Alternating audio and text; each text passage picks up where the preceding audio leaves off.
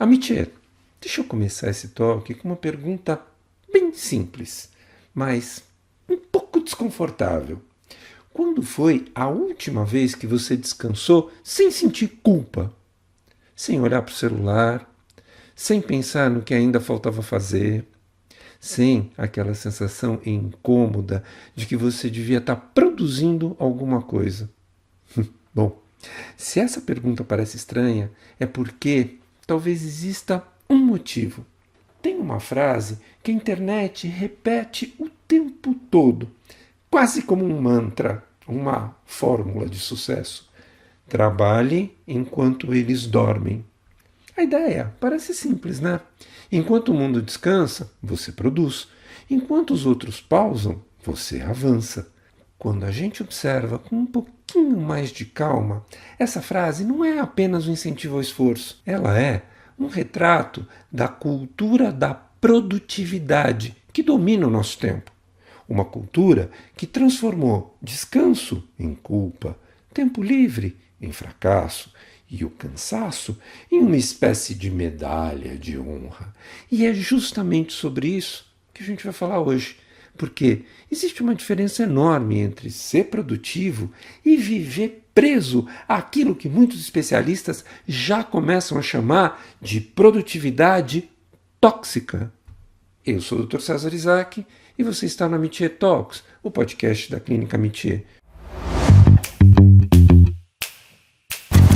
Amitiers, talvez vocês já tenham vivido alguma dessas situações.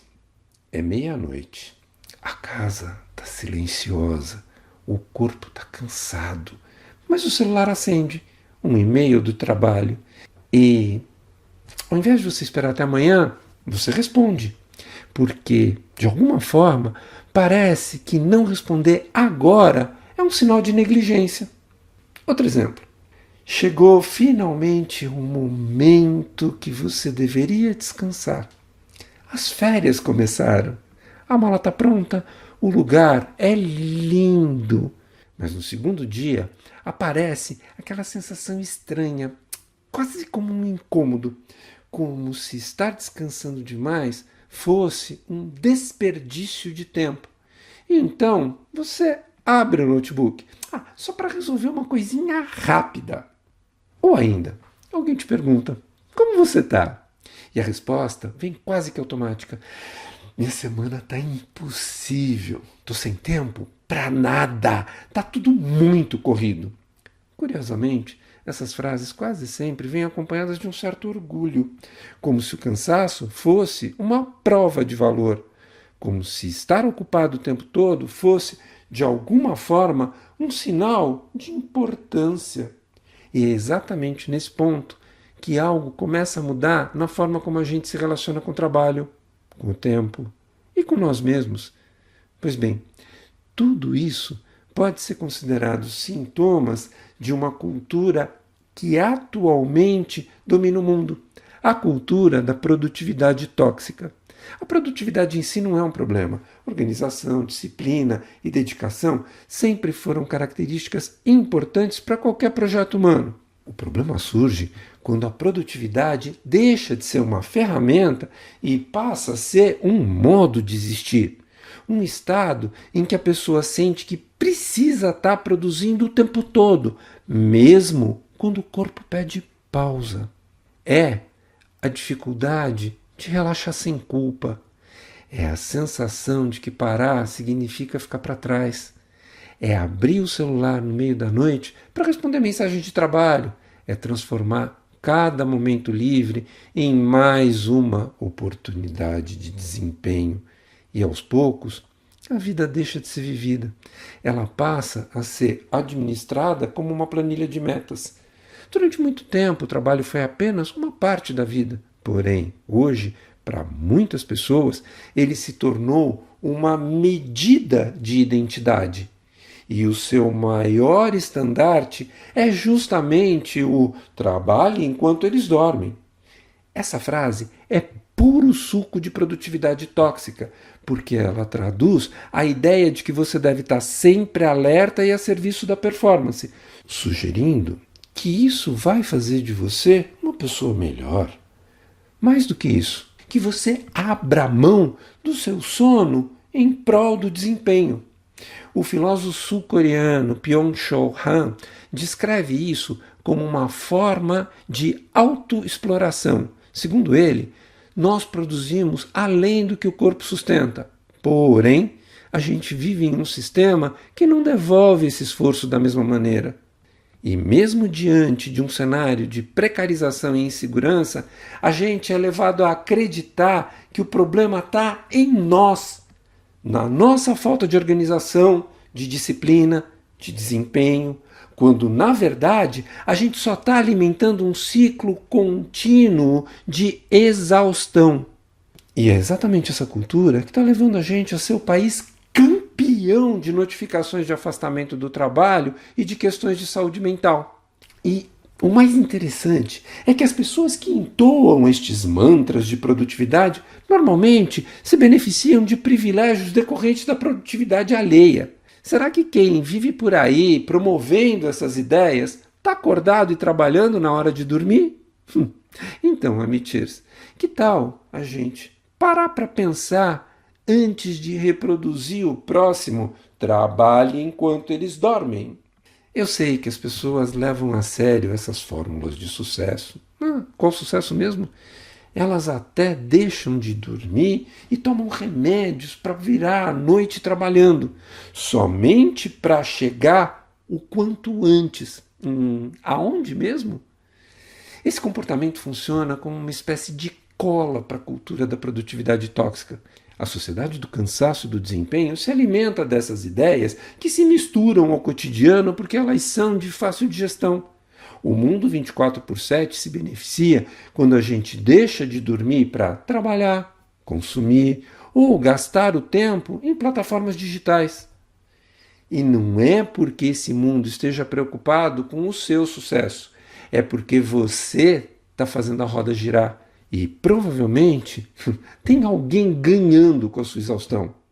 E isso acaba gerando uma distorção, porque as pessoas que desfrutam daqueles feriados, do direito ao horário de almoço ou das férias, passam a ser vistas como folgadas ou preguiçosas. E essas pessoas se sentem culpadas ou fracassadas por estarem simplesmente descansando, como se o valor delas pudesse ser medido pela quantidade de tarefas acumuladas na agenda. Mas esse pensamento tem um preço, porque quando o valor pessoal passa a ser medido pela produtividade, descansar deixa de parecer necessário e passa a parecer proibido para quem almeja o sucesso, a fama e a fortuna. Do ponto de vista neurobiológico, viver em um estado permanente de produtividade tem consequências bastante claras. O organismo passa a funcionar como se ele estivesse diante de ameaças constantes. Isso ativa um sistema de sobrevivência chamado eixo do estresse, uma comunicação entre hipotálamo, hipófise e as glândulas suprarrenais. Esse sistema é responsável pela liberação do cortisol, o principal hormônio do estresse. Em pequenas doses, o cortisol é útil. Ele aumenta o estado de alerta, melhora o foco e prepara o corpo para reagir rapidamente aos desafios cotidianos. O problema começa quando esse sistema não desliga, quando a pressão por desempenho é constante. Quando o descanso é sempre adiado, o cérebro passa a viver em modo de urgência permanente e o cortisol permanece elevado por períodos muito prolongados. É aí que começam a surgir os efeitos previsíveis em algumas regiões importantes do cérebro. O hipocampo, que participa da memória e do aprendizado, torna-se menos eficiente sob exposição prolongada de cortisol. Isso vai dificultar a consolidação de novas informações e acaba contribuindo para aquela sensação de mente cansada. O córtex pré-frontal, responsável pelo planejamento, tomada de decisões e controle emocional, também perde eficiência sob estresse contínuo. É por isso que quanto mais sobrecarregada a pessoa está, mais difícil se torna organizar pensamentos, priorizar tarefas e manter a concentração geral. Ao mesmo tempo, A amígdala cerebral, que participa da resposta de medo e vigilância, tende a se tornar mais reativa. O cérebro passa a interpretar pequenas agressões do cotidiano como ameaças maiores do que elas realmente são. E aqui aparece um paradoxo curioso do cérebro humano. Muitas das nossas melhores ideias não surgem quando a gente está trabalhando. Elas surgem quando nós paramos. É nesse momento que o cérebro entra em um estado que a neurociência chama de repouso ativo. Quando a gente para, quando o corpo desacelera, quando a mente encontra, por fim, alguns minutos de silêncio, o cérebro não desliga. Na verdade, ele ativa um sistema chamado rede de modo padrão. Esse sistema é uma rede de regiões cerebrais que entra em funcionamento justamente quando nós não estamos focados em tarefas externas. É nesse momento mais silencioso que o cérebro começa a organizar as memórias, conectar ideias, processar informações e gerar insights criativos. Talvez seja por isso que tantas boas ideias apareçam no chuveiro, numa caminhada, ou naquele momento que a gente simplesmente para de tentar resolver tudo ao mesmo tempo agora. Ou seja, o silêncio mental não é perda de tempo. Muitas vezes, ele é exatamente o que permite que o pensamento volte a funcionar com clareza. Contudo, quando a mente permanece ocupada o tempo todo, alternando tarefas, notificações e pressões por desempenho, essa rede quase não se ativa e a criatividade começa a diminuir. Com o passar do tempo, vão aparecer fadiga mental, queda de concentração, irritabilidade, piora do sono, redução da criatividade e o aumento do risco de ansiedade e de burnout. A gente falou sobre isso lá no começo do Amitie Talks, no episódio 13. Vocês se lembram? Caso negativo, a dica é, acabando aqui, corre lá para ouvir. Voltando. Em outras palavras, quanto mais a pessoa tenta forçar uma produtividade contínua, menos eficiente o cérebro se torna. E quando isso acontece, o descanso parece ameaça. Não ao trabalho, mas à própria sensação de valor. Daí vem a pergunta de 1 milhão. Como nós podemos lidar com isso no dia a dia? Bom, o primeiro passo é a conscientização. Nós estarmos lúcidos de que a cobrança incessante por produtividade tem gerado um sofrimento psíquico e relacional devastador para a nossa sociedade. Essa consciência precisa aparecer em vários níveis.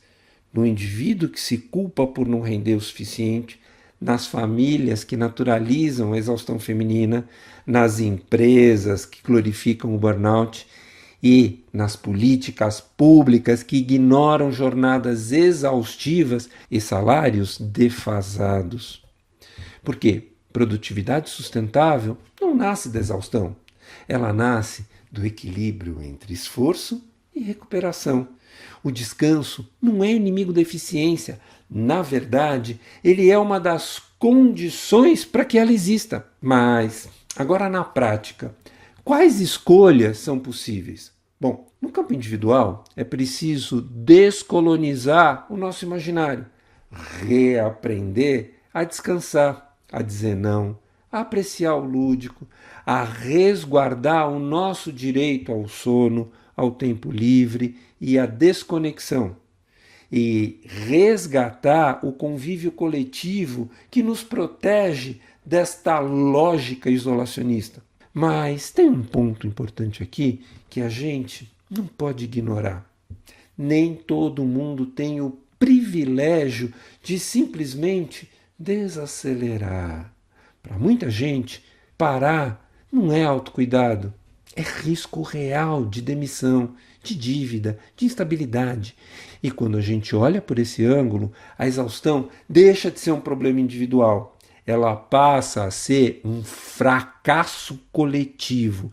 Por quê? Não faz sentido viver em uma sociedade onde descansar vira privilégio e não um direito básico. Isso exige mais do que consciência individual. Exige estrutura, exige relações de trabalho mais justas e uma rede de cuidado que não dependa do esgotamento de algumas pessoas para funcionar.